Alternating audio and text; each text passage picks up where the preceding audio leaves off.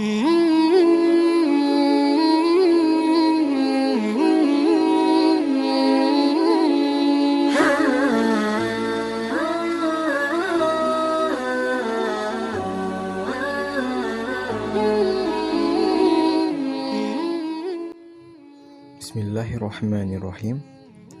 Pada pertemuan pertama ini, saya mengawalinya dengan perkenalan terlebih dahulu. Pada pertemuan pertama ini, siswa yang hadir hanya berjumlah 2 orang karena yang lain terkendala hujan lebat.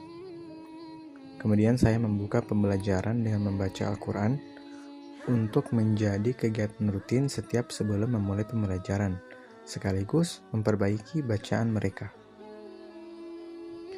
Pembelajaran pertama yang saya berikan adalah materi fikih kelas 12 bab khilafah. Saya menjelaskan secara sederhana dan mengadakan tanya jawab.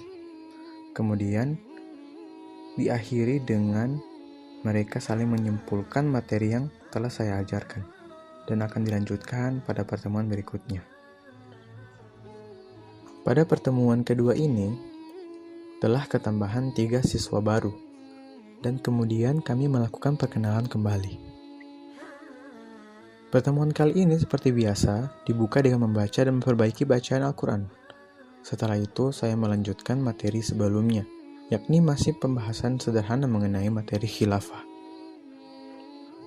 Setelah penjelasan singkat, saya melakukan metode pembelajaran, yakni everyone is a teacher here, yakni saya memberikan mereka kertas setiap siswa dan mereka menuliskan pertanyaan berkenaan dengan materi yang diajarkan. Kemudian lembaran-lembaran kertas pertanyaan itu saya kumpulkan dan saya bagi secara acak kepada mereka. Dan mereka menjawab pertanyaan-pertanyaan itu di depan kelas. Setelah semua selesai menjawab, saya menyimpulkan jawaban dari semua pertanyaan dan menutup pertemuan.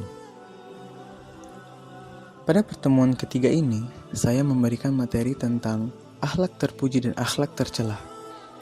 Seperti biasa, kita mengawali pembelajaran dengan membaca dan memperbaiki bacaan Al-Quran.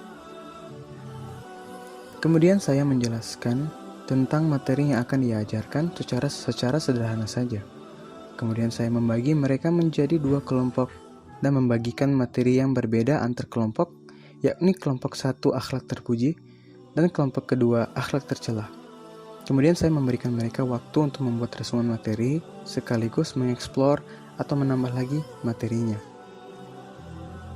Kemudian setelah selesai merangkum, tiap perwakilan kelompok mempresentasikan materinya dan memulai tanya jawab atau diskusi kelompok. Terlihat mereka sangat bersemangat dalam mengeluarkan pendapat. Tapi karena mengejar waktu, saya mempersingkat diskusi kelompok dengan melanjutkan pada kesimpulan tiap kelompok dan menutup pertemuan ketiga ini. Pada pertemuan keempat ini, saya memberikan materi tentang ayat Makkiyah dan ayat Madaniyah. Pada proses pemberian materi, saya menggunakan laptop dan menyuguhkan tayangan berupa penjelasan tentang ayat Makkiyah dan ayat Madaniyah. Dan saya memerintahkan kepada mereka untuk menyimak dan mendengar dengan seksama tayangan yang saya tampilkan sambil meresum apa yang mereka tangkap dari tayangan materi tersebut. Setelah tayangannya selesai, mereka segera menyelesaikan resumen materinya. Setelah selesai, saya menambahkan sedikit dan membahas materi tadi bersama para siswa. Setelah selesai, saya menyimpulkan materinya dan menambahkan tugas pada mereka untuk menuliskan contoh-contoh ayat Makkiyah dan Madaniyah di resumen mereka dan akan dikumpulkan pada pertemuan berikutnya. Akhirnya, kami tiba di pertemuan terakhir. Pada pertemuan ini seperti biasa dimulai dengan membaca Al-Quran. Hanya saja, bedanya pada pertemuan kelima ini saya mulai menilai bacaan Al-Quran mereka. Kemudian saya membawakan materi tentang keutamaan menghafal Al-Quran. Saya menjelaskan secara sederhana keutamaan dalam membaca dan menghafal Al-Quran pada mereka. جمال الوجود بذكر الإله